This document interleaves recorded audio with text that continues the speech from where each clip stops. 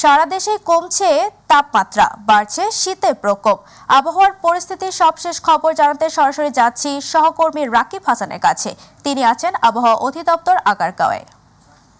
রাকিব, আবহাওয়া পরিস্থিতি নিয়ে সবশেষ কি তথ্য রয়েছে আপনার কাছে, আমাদের জানাবেন।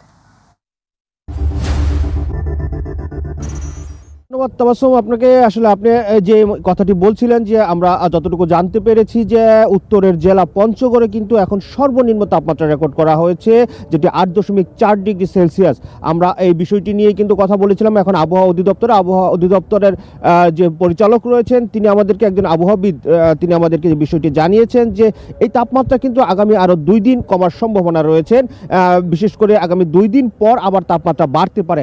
যেহেতু উত্তর অঞ্চলগুলোতে তিনি জানিয়েছেন যে মৃদু শৈত্যপ্রবাহ বইছেন এবং সেই শৈত্যপ্রবাহের কারণেই কিন্তু এই তাপমাত্রা 8.4 ডিগ্রি সেলসিয়াসে নেমে গিয়েছেন। এই তাপমাত্রা নিয়ে আমরা যে বিষয়গুলো আসলে আরও জানতে চেয়েছিলাম যে যেহেতু এবার একটু আগে থেকেই আসলে শীতের প্রকোপটা আমরা লক্ষ্য করতে পারছি। তারা বারবার বলছিল যে জানুয়ারি থেকে শীতের প্রকোপ বাড়বে, সেই প্রকোপটা কিন্তু আমরা অনেক আগে থেকেই ডিসেম্বরের এই মাঝামাঝি সময় থেকে কিন্তু শীতের প্রকোপটা আমরা দেখতে পেরেছি। তারা বলছেন যে এই প্রকোপটা কিন্তু আরও বাড়তে পারে, অর্থাৎ ডিসেম্বর শেষ দিকে আরও একটি শৈত্যপ্রবাহ হতে পারে এবং সেই সময় কিন্তু তাপমাত্রা আরও অনেকটাই কমে যেতে পারে।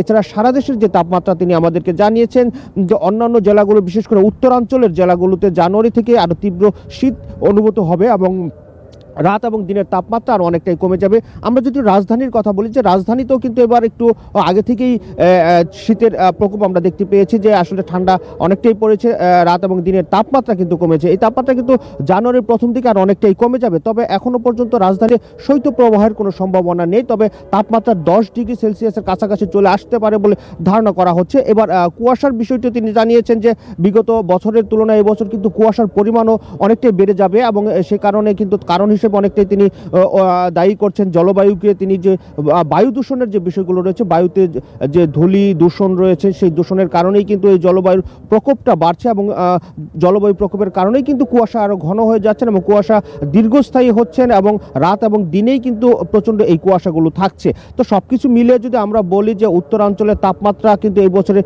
শেষে আবারও শৈত্যপ্রবাহের সম্ভাবনা রয়েছেন।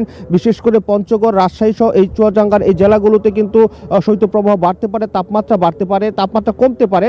আর বিশেষ করে দক্ষিণাঞ্চলের তাপমাত্রা অনেকটা স্বাভাবিক রয়েছে এবং আমরা আজকে আবহাওয়া অফিস থেকে যেটি জানতে পেরেছি, কক্সবাজার বা চট্টগ্রামের তাপমাত্রা কিন্তু অনেক ছিল। গতকালকে তারা যে রেকর্ড করেছে যেটি 29 ডিগ্রি সেলসিয়াস তাপমাত্রা, 28 ডিগ্রি, কোথাও 26 ডিগ্রি আসলে এই ধরনের তাপমাত্রা রয়েছে। তো দক্ষিণাঞ্চলের তাপমাত্রা অনেকটাই বেশি এবং উত্তরাঞ্চলের তাপমাত্রা কমছে এবং এই তাপমাত্রা হয়তো বা শৈত্যপ্রবাহ আরও আসতে পারে এবং জানুয়ারির প্রথম থেকে এই তাপমাত্রা আরও অনেকটাই কমে যাবে বলে তারা আবহাওয়াবিদরা আমাদেরকে জানিয়েছেন। তাবাসসুম।